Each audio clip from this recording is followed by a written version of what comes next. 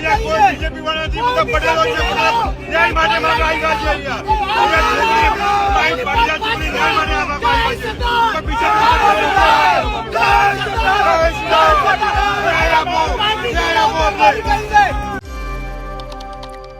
સુરતમાં પાટીદાર સમાજની દીકરીની સાથે જે છેડતીનો આખો ઘટનાક્રમ સામે આવ્યો છે એને જ લઈને અત્યારે પાટીદાર સમાજની અંદર ભારે રોષ જોવા મળી રહ્યો છે। ત્યારે જ્યારે આજે આરોપીનું રિકન્સ્ટ્રક્શન કરવામાં આવ્યું હતું એ દરમિયાન પાટીદાર સમાજનું શું કહેવું છે એ વિષયને લઈને વિગતે વાત કરીએ। નમસ્કાર, હું હંસિની અને તમે જોઈ રહ્યા છો નિર્ભય ન્યૂઝ।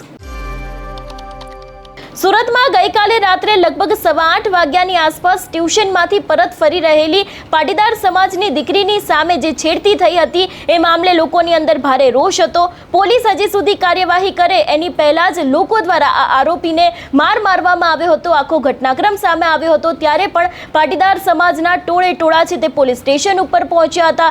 ઘણા બધા આક્ષેપો મૂકવામાં આવ્યા હતા, પણ આજે જ્યારે પોલીસ દ્વારા આ સમગ્ર ઘટનાને લઈને રિકન્સ્ટ્રક્શન કરવામાં આવ્યું હતું ત્યારે પણ પાટીદાર સમાજની અંદર એટલો જ રોષ જોવા મળી રહ્યો છે અને કહેવામાં પણ આવી રહ્યું છે કે અમને ફક્ત ન્યાય જોઈએ છે। સૌથી પહેલા તો પાટીદાર સમાજે શું કહ્યું તે સાંભળીએ ને એ બાદ રિકન્સ્ટ્રક્શનના જે દ્રશ્યો છે એના ઉપર નજર પણ કરીએ।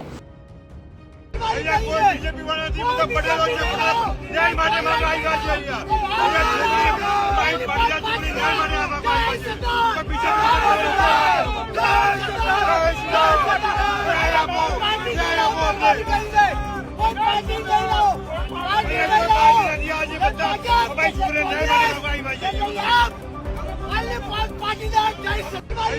बीजेपी वाला जी मतलब पटेलो जी न्याय माटे में आई गई है यार ये माइंड बढ़िया चुनी न्याय माटे में आई गई है तो पीछे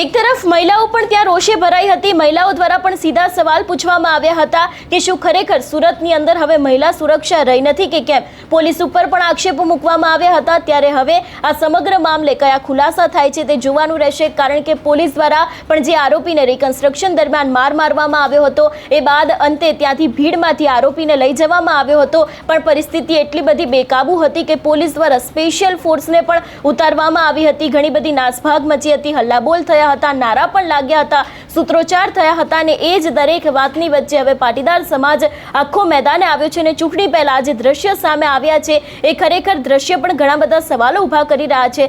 જોવાનું રહેશે કે હવે આ સમગ્ર મામલે શું થાય છે. તમારું શું માનવું છે આ વિષયને લઈને અમને કમેન્ટ કરીને ચોક્કસથી જણાવજો. તેની સાથે અમારી ચેનલ નિર્ભય ન્યૂઝને લાઇક, શેર અને સબસ્ક્રાઇબ કરવાનું ભૂલશો નહીં. નમસ્કાર.